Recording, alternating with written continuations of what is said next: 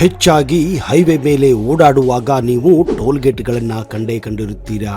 ಅಲ್ಲಿ ವಿಐಪಿ ಹಾಗೂ ಕೆಲವು ಸರ್ಕಾರಿ ಅಧಿಕಾರಿಗಳಿಗೆ ಸಪರೇಟ್ ಆಗಿ ಒಂದು ಟೋಲ್ ಗೇಟ್ ಕೂಡ ಇರುತ್ತದೆ. ಅಲ್ಲಿ ಅವರು ಯಾವುದೇ ರೀತಿಯ ಟೋಲ್ ಅನ್ನು ಕಟ್ಟುವ ಅಗತ್ಯ ಇರುವುದಿಲ್ಲ. ಪ್ರಮುಖವಾಗಿ ದೇಶದ ನ್ಯಾಯಾಧೀಶರು ಅಂದರೆ ಜಡ್ಜ್ಗಳು, ಪೊಲೀಸ್ ಕಮಿಷನರ್ಗಳು, ರಾಜ್ಯಪಾಲರು, ಗೃಹ ಮಂತ್ರಿಗಳು ಹಾಗೂ ಇನ್ನಿತರು. ಮೇಲಾಗಿ ಇಂಥವರನ್ನ ಯಾರು ಕೂಡ ತಪಾಸಣೆ ಕೂಡ ಮಾಡುವುದಿಲ್ಲ. ಯಾಕಂದ್ರೆ ಇವರೇ ದೇಶದ ರಕ್ಷಕರು. ಅಂತವರನ್ನು ತಪಾಸಣೆ ಮಾಡಬಾರದೆಂದು ನಮ್ಮ ಭಾರತದಲ್ಲಿ ಕೆಲವೊಂದು ನಿಯಮಗಳಿವೆ. ಆದ್ರೆ ಇಲ್ಲೊಂದು ಭಯಾನಕ ಘಟನೆ, ಇಡೀ ಪೊಲೀಸ್ ಇಲಾಖೆಯನ್ನು ನಡುಗಿಸುವಂತಹ ಘಟನೆ ಇತ್ತೀಚೆಗೆ ಬೆಳಕಿಗೆ ಬಂದಿದೆ. ಅಂತಹ ಒಂದು ಕಾರ್ಯಾಚರಣೆ ರಾತ್ರಿ 11 ಗಂಟೆ ಸುಮಾರಿಗೆ ಹೈವೇ ಮೇಲೆ ಗಸ್ತು ತಿರುಗುತ್ತಿದ್ದ ಪೊಲೀಸರು ಕಾರನ್ನು ಪರಿಶೀಲನೆ ಮಾಡಿದಾಗ ಅದರಲ್ಲಿದ್ದ ವಸ್ತುಗಳನ್ನ ನೋಡಿ ಬೆಚ್ಚಿ ಬಿದ್ದಿದ್ದಾರೆ. ಅಷ್ಟಕ್ಕೂ ಆ ಕಾರಿನ ಡಿಕ್ಕಿಯಲ್ಲಿ ಏನಿತ್ತು? ಯಾಕೆ ಪೊಲೀಸರು ಈ ಕಾರನ್ನ ಚೆಕ್ ಮಾಡಲು ಹಿಂದೆ ಮುಂದೆ ಮಾಡುತ್ತಿದ್ದರು? ಯಾಕೆ ಪೊಲೀಸರಿಗೆ ಅನುಮಾನ ಬಂದಿದ್ದು? ಆ ಎಲ್ಲ ಇಂಚಿಂಚು ಮಾಹಿತಿಯನ್ನ ಇವತ್ತಿನ ಈ ವಿಡಿಯೋದಲ್ಲಿ ನಿಮಗೆ ಕೊಡ್ತಾ ಇದ್ದೀನಿ. ಅದಕ್ಕೆ ಈ ವಿಡಿಯೋನ ತಪ್ಪದೆ ಕೊನೆವರೆಗೂ ನೋಡಿ. ಅದಕ್ಕಿಂತ ಮೊದಲು ನೀವು ನಮ್ಮ ಚಾನೆಲ್ಗೆ ಹೊಸಬರಾಗಿದ್ದರೆ ದಯವಿಟ್ಟು ಈಗಲೇ ಸಬ್ಸ್ಕ್ರೈಬ್ ಮಾಡಿ, ಜೊತೆಗೆ ಬೆಲ್ ಐಕನ್ ಕೂಡ ಪ್ರೆಸ್ ಮಾಡಿ.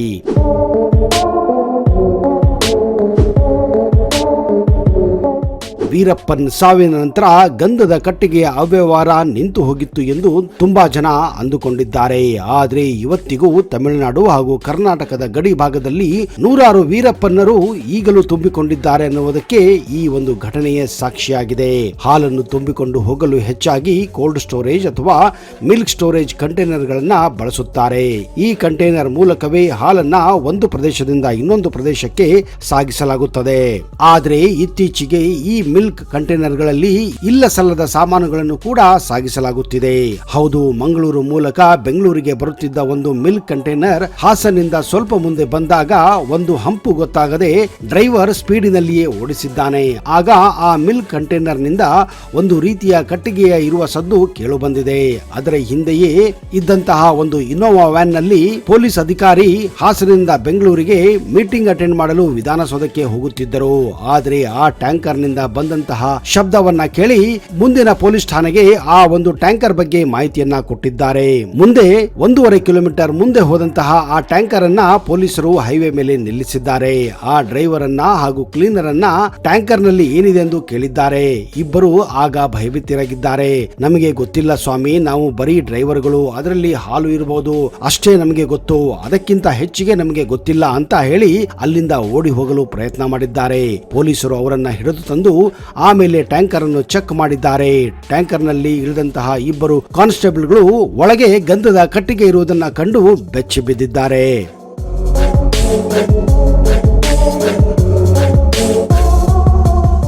ಆಮೇಲೆ ಟ್ಯಾಂಕರ್ ಅನ್ನ ಸೈಡ್ಗೆ ನಿಲ್ಲಿಸಿ ಅದರ ಒಳಗೆ ಇದ್ದಂತಹ ಒಂದೊಂದು ಗಂಧದ ಮರಗಳನ್ನ ತೆಗೆದು ನೋಡಿದಾಗ ಕೋಟಿ ಕೋಟಿ ಬಾಳುವಷ್ಟು ಗಂಧದ ಮರಗಳ ಸಾಗಾಣಿಕೆ ದಂಧೆ ಗೊತ್ತಾಗಿದೆ.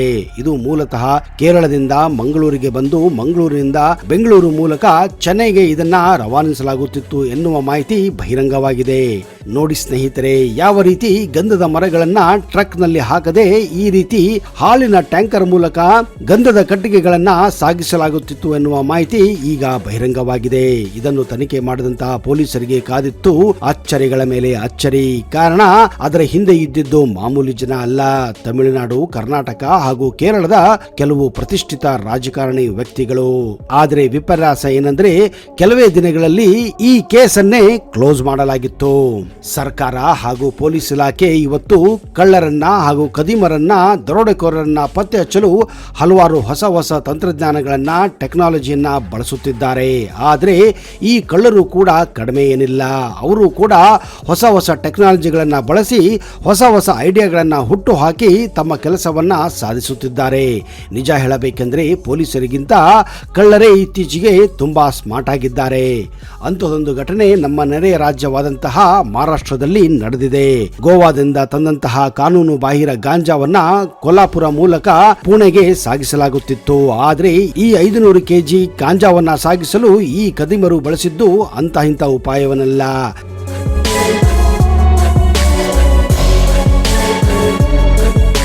ಸರ್ಕಾರಿ ವಾಹನವನ್ನೇ ಕದ್ದು ಆ ವಾಹನದಲ್ಲಿ ಸರ್ಕಾರಿ ಅಧಿಕಾರಿಗಳ ಹಾಗೆ ವರ್ತಿಸುತ್ತರ ಮಾಡಿ ಗೋವಾದಿಂದ ಕರ್ನಾಟಕ ಮೂಲಕ ಹಾದು ಮಹಾರಾಷ್ಟ್ರವನ್ನ ತಲುಪಿದ್ದರು. ಈ ವಾಹನವನ್ನು ಎಲ್ಲಿಯೂ ತಪಾಸಣೆ ಮಾಡಲಾಗಿಲ್ಲ. ಕಾರಣ ಕೇಳಿದರೆ ನೀವು ನಿಜಕ್ಕೂ ಬೆಚ್ಚಿ ಬೀಳುತ್ತೀರಾ. ಇವತ್ತು ಭಾರತದಲ್ಲಿ ಆಗಲಿ ಜಗತ್ತಿನ ಯಾವುದೇ ಭಾಗದಲ್ಲೇ ಆಗಲಿ ಯಾವುದೇ ರೀತಿಯ ಕ್ರೈಮ್ ಆದಾಗ ಅದನ್ನ ಪರಿಶೀಲನೆ ಮಾಡಿ ಅಂತವರಿಗೆ ಶಿಕ್ಷೆ ವಿಧಿಸುವ ವ್ಯಕ್ತಿಯೇ ನ್ಯಾಯಾಧೀಶ. ಅಂದ್ರೆ ನಾವು ಸಾಮಾನ್ಯ ಭಾಷೆಯಲ್ಲಿ ಜಡ್ಜ್ ಅಂತ ಕರೆಯುತ್ತೇವೆ. ವಿಚಿತ್ರ ಏನೆಂದ್ರೆ ಈ ಕದೀಮರು ಕದ್ದಂತಹ ಕಾರು ಒಬ್ಬ ನ್ಯಾಯಾಧೀಶನದಾಗಿತ್ತು.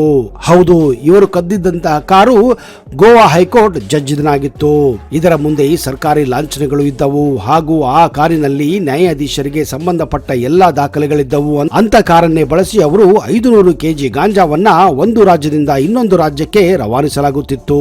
ಈ ಕಾರನ್ನ ಯಾವುದೇ ಟೋಲ್ ಗೇಟ್ ಆಗಲಿ ಯಾವುದೇ ಫಾಸ್ಟ್ ಟ್ಯಾಗ್ ಗಳಲ್ಲಿ ಕೂಡ ಈ ಕಾರನ್ನ ಪರಿಶೀಲನೆ ಮಾಡೇ ಇಲ್ಲ, ಎಲ್ಲಿಯೂ ಕೂಡ ಪರೀಕ್ಷೆ ಮಾಡಲಿಲ್ಲ. ಆದ್ರೆ ಆ ಕದೀಮರ ಹಣೆ ಬರ ಅವತ್ತು ಚೆನ್ನಾಗಿರಲಿಲ್ಲ. ಗೋವಾ ಕರ್ನಾಟಕ ಗಡಿಯನ್ನು ದಾಟಿ ಹೇಗೋ ಮಹಾರಾಷ್ಟ್ರವನ್ನ ಸೇರಿಬಿಟ್ಟಿದ್ದರು. ಆದ್ರೆ ಕೊಲ್ಲಾಪುರ ದಾಟಿ ಮುಂದೆ ಪುಣೆ ದಾರಿ ಹಿಡಿದಾಗ ಕದೀಮರಿಗೆ ಹೊಟ್ಟೆ ಹಸಿದಿದೆ. ಇದೇ ಕಾರಣ ಅವರು ಒಂದು ಲೋಕಲ್ ಪಂಜಾಬಿ ಧಾಬಾದಲ್ಲಿ ಕಾರನ್ನ ನಿಲ್ಲಿಸಿ ಊಟಕ್ಕೆ ಹೋಗಿದ್ದಾರೆ.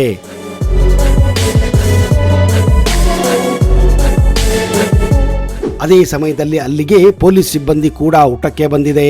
ಆಗ ಅದರಲ್ಲಿ ಒಬ್ಬ ಇನ್ಸ್ಪೆಕ್ಟರ್ ಈ ಕಾರನ್ನ ಗಮನಿಸಿ ಇದು ಒಬ್ಬ ನ್ಯಾಯಾಧೀಶನ ಕಾರು.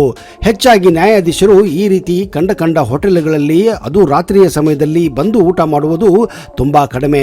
ಅದು ಹೇಗೆ ಒಬ್ಬ ನ್ಯಾಯಾಧೀಶರು ಇಂತಹ ಮಾಮೂಲಿ ಧಾಬಾಗೆ ಬರುತ್ತಾರೆ ಎಂದು ಅವನಿಗೆ ಅನುಮಾನ ಬಂದಿದೆ. ಇದೇ ಕಾರಣ ಅವನು ಆ ಕಾರಿನ ಮೇಲೆ ಹದ್ದಿನ ಗಣ್ಣನ್ನ ಇಟ್ಟಿದ್ದಾನೆ. ಆಮೇಲೆ ಆ ಕಾರಿನ ಸುತ್ತಮುತ್ತ ನಡೆಯುತ್ತಿರುವ ಚಲನವಲನಗಳನ್ನ ಗಮನಿಸಿದ್ದಾನೆ. ಅವನ ಅನುಮಾನ ಹೆಚ್ಚಿಗೆ ಆಗಿತ್ತು. ಕೊನೆಗೆ ಆ ಕದೀಮರು ತಮ್ಮ ಊಟವನ್ನ ಮುಗಿಸಿ ಆ ಕಾರನ್ನು ಹತ್ತಲು ಬಂದಿದ್ದಾರೆ.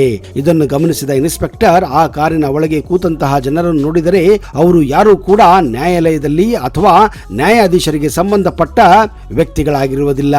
ನೋಡಲು ಪಕ್ಕಾ ಪೋಖರಿಗಳ ತರ ಇದ್ದರು.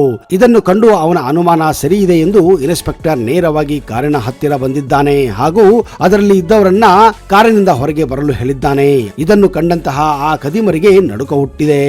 ಇನ್ಸ್ಪೆಕ್ಟರ್ ಆ ಕಾರಿನ ಬಗ್ಗೆ ಆ ಕದೀಮರಿಗೆ ಕೆಲವೊಂದು ಪ್ರಶ್ನೆಗಳನ್ನ ಕೇಳಿದ್ದಾನೆ. ಆದರೆ ಅವರಿಗೆ ಸರಿಯಾಗಿ ಉತ್ತರ ಕೊಡಲು ಸಾಧ್ಯವಾಗಿಲ್ಲ. ಆದರೂ ಕೂಡ ಇದು ನ್ಯಾಯಾಧೀಶರ ಕಾರು. ಈ ಕಾರು ಅವರ ಸಂಬಂಧಿಕರನ್ನು ಕರೆತರಲು ನಾವು ಪುಣೆಗೆ ಹೋಗುತ್ತಾ ಇದ್ದೇವೆ ಎಂದು ಇನ್ಸ್ಪೆಕ್ಟರ್ಗೆ ಹೇಳುತ್ತಾನೆ. ಆದರೆ ಇನ್ಸ್ಪೆಕ್ಟರ್ಗೆ ಅವರ ಆಡುವ ಮಾತನ್ನ ಕೇಳಿ ಅನುಮಾನ ಜಾಸ್ತಿಯಾಗಿದೆ. ಯಾವುದಕ್ಕೂ ಅವನ ಕಾನ್ಸ್ಟೇಬಲ್ಗಳನ್ನ ಕರೆಸಿ ಆ ಕಾರನ್ನ ತಪಾಸಣೆ ಮಾಡಲು ಹೇಳಿದ್ದಾನೆ. ಆದರೆ ಕಾನ್ಸ್ಟೇಬಲ್ಗಳು ಮೊದಲು ಒಬ್ಬ ನ್ಯಾಯಾಧೀಶನ ಕಾರನ್ನ ತಪಾಸಣೆ ಹೇಗೆ ಮಾಡುವುದು ಎಂದು ಹೆದರಿದ್ದಾರೆ. ಆದರೆ ಆಮೇಲೆ ಇನ್ಸ್ಪೆಕ್ಟರ್ ಆರ್ಡರ್ ಮಾಡಿದ ನಂತರ ಡಿಕ್ಕಿಯನ್ನು ಓಪನ್ ಮಾಡಿ ನೋಡಿದಾಗ ಅಲ್ಲಿದ್ದ ಸಿಬ್ಬಂದಿಗಳು ಬೆಚ್ಚಿ ಬಿದ್ದಿದ್ದಾರೆ. ಕಾರಣ ಆ ಡಿಕ್ಕಿಯಲ್ಲಿ ಕಂಡು ಬಂದಿದ್ದು ಸರಿಸುಮಾರು 500 ಕೆಜಿ ಗಾಂಜಾ ಆಗಿತ್ತು. ಇದನ್ನು ನೋಡುತ್ತಿದ್ದ ಹಾಗೆ ಕದೀಮರು ಅಲ್ಲಿಂದ ಎಸ್ಕೇಪ್ ಆಗಲು ಪ್ರಯತ್ನ ಮಾಡಿದ್ದಾರೆ. ಆದರೆ ಪೊಲೀಸರ ಸಮಯ ಪ್ರಜ್ಞೆಯಿಂದ ಎಲ್ಲರೂ ಸಿಕ್ಕಿ ಹಾಕಿಕೊಂಡಿದ್ದಾರೆ. ಆದರೆ ಈ ಕೇಸ್ನಲ್ಲಿ ವಿಚಿತ್ರ ಏನೆಂದ್ರೆ ಒಬ್ಬ ನ್ಯಾಯಾಧೀಶನ ಕಾರನ್ನು ಹೇಗೆ ಕದ್ದರು ಅನ್ನುವುದೇ ಈಗಲೂ ಕೂಡ ನಿಗೂಢವಾಗಿದೆ.